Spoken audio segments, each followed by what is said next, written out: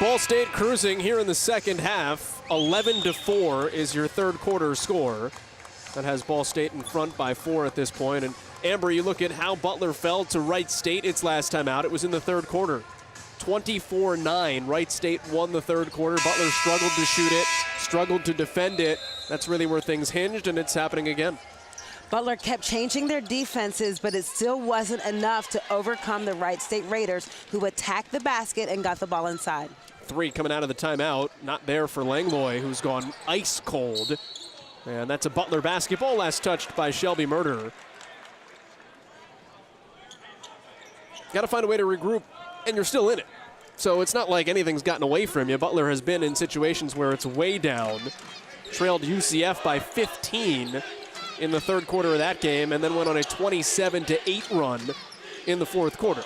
But you do have to find an answer. Especially with the way Butler shoots the 3 ball. This game is well within their reach. Only a 2-possession game at 4-point differential. Alexa Bailey dishing for Weaver. Batted away by Frazier, and on the break. Lost it, but to Morrison. Clean ball, no whistles.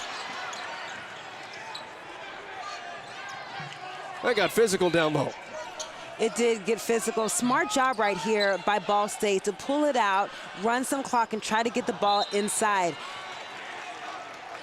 That high-low is so bread and butter for Brady Saleh. That's really the first time we've seen Ball State try it here today.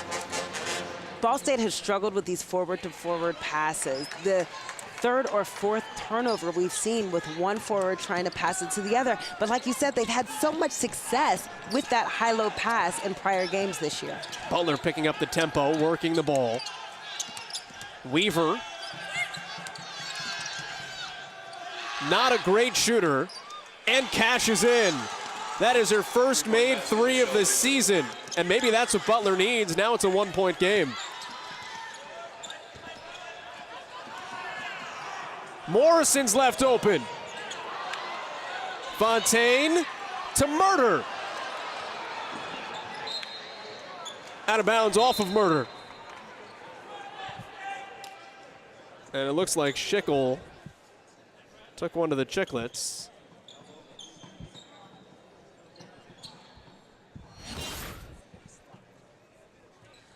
The long shot by Morrison caused a high rebound. All the players are in there working hard, and Schickel got definitely elbowed there, what appears to be in the mouth. Not too much blood, but nevertheless going to head to the sidelines and get examined by the athletic trainer.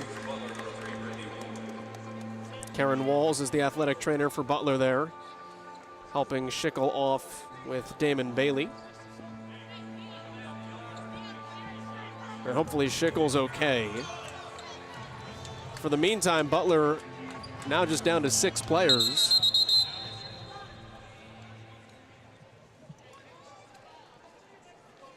It looks as if we'll have a stoppage in the play just to evaluate the time on the game clock. Zachary Klein, Carol Comancia, Erica Herman-Camerata, our officiating crew today. The latter 2 at the scorer's table. You know, during that previous possession, we didn't get a chance to highlight it, but right before Schickel was contacted in the mouth, Murder missed an offensive rebound. Now, Ball State has done a great job of dominating these offensive rebounds. They're continuing to attack, but when Murder gets that offensive rebound, she's got to go up, and that is an easy score opportunity. If this game comes down to the wire, and if this game goes nip and tuck into the fourth quarter, we will come back and remember that missed offensive rebound by Shelby Murder.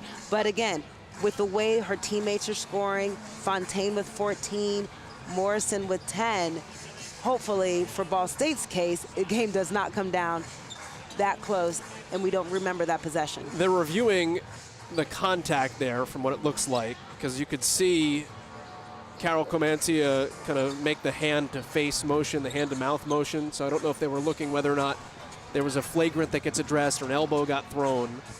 It appears like everything's in the clear. player safety always in mind. Anytime there's contact above the shoulders, if the officials want to do their due diligence and make sure that all is well and it was clean play. Ball State's lead still 1. Morrison overplayed Langlois, and she has just lost the touch right now. 3 for 3 to start off. 3 for 11 now. She's a great shooter, and those are great looks. And like you said, nothing more, nothing less than she's just lost the touch. They're just not falling. 0 for 4 in the second half for Langlois. Grande trying to feed Bennett.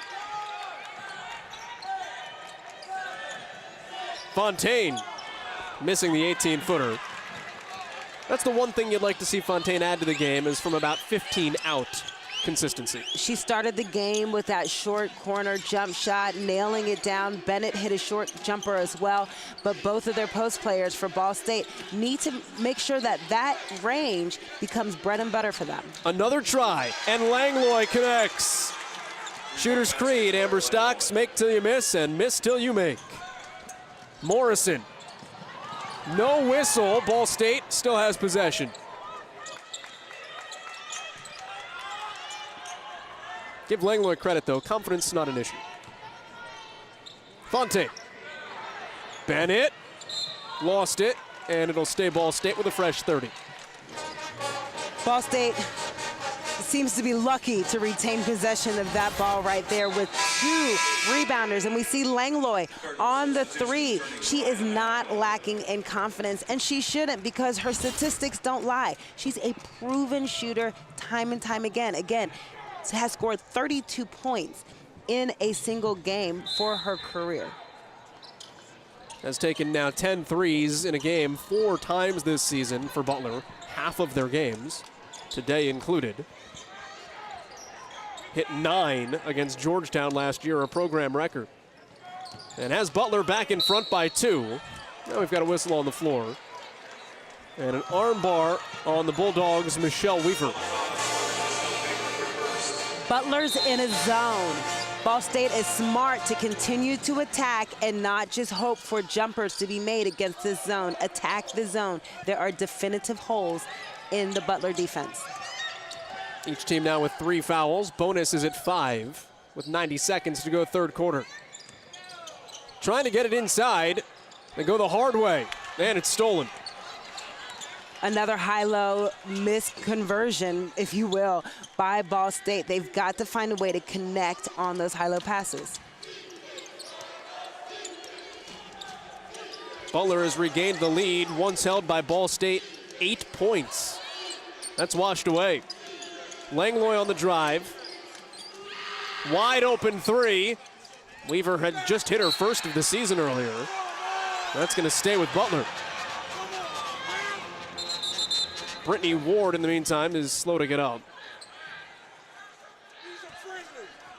These long shots are creating some high rebounds, and there's a lot of time where the ball hanging in the air for these players to have a lot of contact with each other. With that contact, the attempts of boxing out, coupled with the attempt of offensive rebounding, players are going to hit the floor and hit the floor hard, as we see Brittany Ward going down and trying to regain her second wind.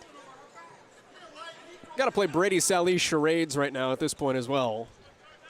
Ball State's head coach was frustrated that the ball was awarded to Butler. And still kowtowing with Zachary Klein from half the court away. You got to look at Morrison and Audrey Spencer on the bench. Brady Sallee, who has been known for his entertainment on Ball State's sidelines in his time here. Lob to Obert on the inbounds, just flicked it up. And Monaco the rebound for Ball State. Inside a minute to go in the third, and the pressure's got Grande trapped and threw it away. Whistle away from it all. And they got Franny Frazier. You know, interesting that Butler decides to come out and blitz trap off of a missed shot. That wasn't a dead ball situation, but Butler came out and got the blitz trap They send their defenders up, shoot the gap, and what a great steal and body control to keep that ball inbounds. That was Frazier who mugged Alexa Bailey after she threw the ball. Her second of the quarter. Ball State's fourth. Final 30 seconds here in the third. Langlois again. She has found the stroke once more. Langlois has 17 for the Butler Bulldogs. Lead back to 5. Monaco, it got there. And it's blocked. Ball State flying helter-skelter. Key possession right now for Ball State. They've got 13.8 seconds. They need to make sure they take the last shot of the quarter. Bree Simondon is the inbounder for Ball State. Her first action at the point guard spot. Has it on the wing. This is Bennett in traffic. And Butler the rebound. 2 seconds to get something in the air. It's Langlois. And Butler has the lead by 5 after 3. Butler has led after every quarter, although Ball State picked up the tempo in the third. Fourth quarter coming up.